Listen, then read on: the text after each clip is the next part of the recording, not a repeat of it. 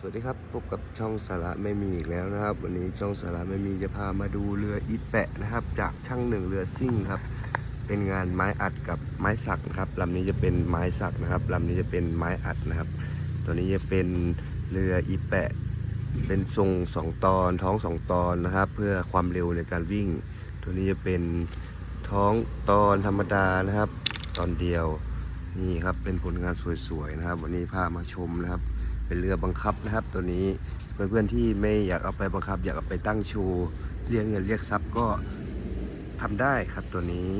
สวยงามมากเลยครับเป็นเรือไทยๆของเรานะครับเขาเรียกว่าเรืออีแปะนะครับแบบนี้